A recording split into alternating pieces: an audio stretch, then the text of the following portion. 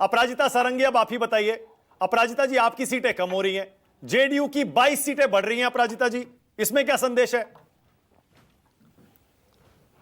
मैं बहुत स्पष्टता के साथ कहना चाहती हूं कि पंच पांडवों की सामूहिक जीत हो रही है। इस बात को हमें जेहन में रखना होगा और आदरणीय प्रधानमंत्री श्री नरेंद्र मोदी जी के कुशल नेतृत्व और श्री नीतीश कुमार जी के सुशासन की जीत है। और देखिए, ये जो ट्रेलर कह रहा है कि फिल्म बहुत अच्छी होने वाली है, और हम इस बार स्कोर बोर्ड देखेंगे जब सारी गणना खत्म हो जाएगी और हम एक दूसरे को बधाई देंगे।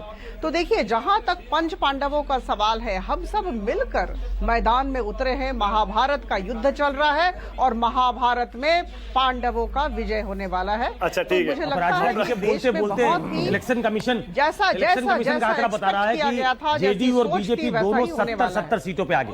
ओके, अब आप और बीजेपी, आप और जेडीयू बराबर हो गए अपराजिता जी। लेकिन अगला सवाल मेरा ये है, जो मैंने अनुप्रिया की तरफ इशारा भी किया था, दिल्ली में आपने अभी तक महिलाओं के अकाउंट में पैसे नहीं डाले। आपने कहा था फौरन आ जाएंगे, नतीजों के बाद 1 साल होने को आ गया। ये अनुप्रिया भी कह रही है ये हरियाणा नहीं है, मतलब देख लीजिए कि ये नीतीश कुमार की सरकार है, ये वादे पूरे कर देगी। आपका क्या कहना है इस पर, और दिल्ली में क्यों नहीं पूरा किया अभी तक?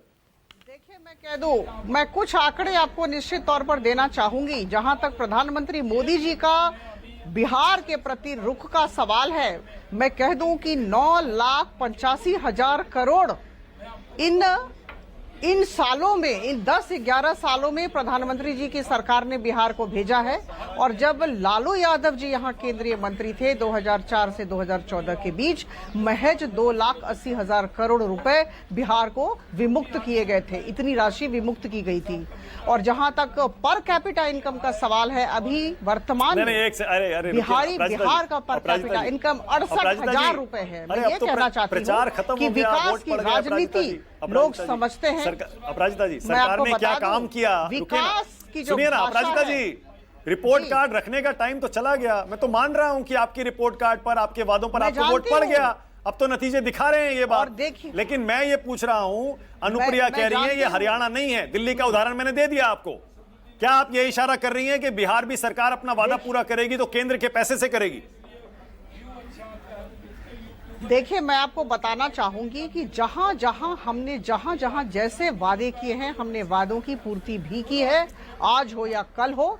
और निश्चित तौर पर दिल्ली हो या बिहार हो, महिलाएं हो या युवा हो, जिनको जो वादा दिया गया, जो हमारे मैनिफेस्टो में है, हम लगातार उसकी समीक्षा करते हैं और उसकी पूर्ति करते हैं। तो बहुत विश्वास के साथ बिहार के विषय में भी कहना चाहूंगी, महिलाओं ने, मुस्लिम महिलाओं ने और यादव महिलाओं ने भी बहुत संख्या में आकर एनडीए पर मुहर लगाया है। तो पंच पांडवों की ठीक है। ओके, अब एक सेकंड रुकिएगा अपराजिता जी, एक सेकंड प्लीज, एक सेकंड रुकिएगा। न्यूज 24 पर अपने दर्शकों को फिर से चुनाव नतीजों का अपडेट दे दूं।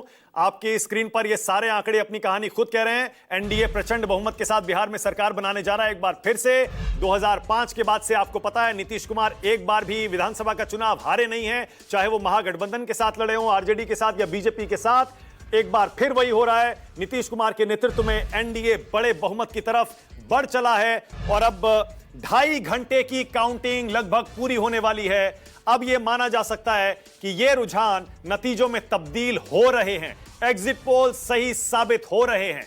एनडीए को बड़ा बहुमत मिल रहा है और महागठबंधन को पिछली बार के मुकाबले भी 30 सीटें कम मिल रही हैं। बल्कि एक और उलटफेर इस बार हुआ है, और वो ये कि जेडीयू पिछली बार से करीब 24 सीटें ज्यादा लेते हुए, माफ करिए 24 नहीं, 34 सीटें ज्यादा लेते हुए, 43 थी पिछली बार, 34 सीटें ज्यादा लेते हुए, वो 14 सीटें कम लड़ी 101 पर लड़ी है। 14 सीटें कम लड़के अगर 34 सीटें ज्यादा पा रही है, मुझे लगता है ये स्ट्राइक रेट उनका 2010 के स्ट्राइक रेट वाला स्ट्राइक रेट है।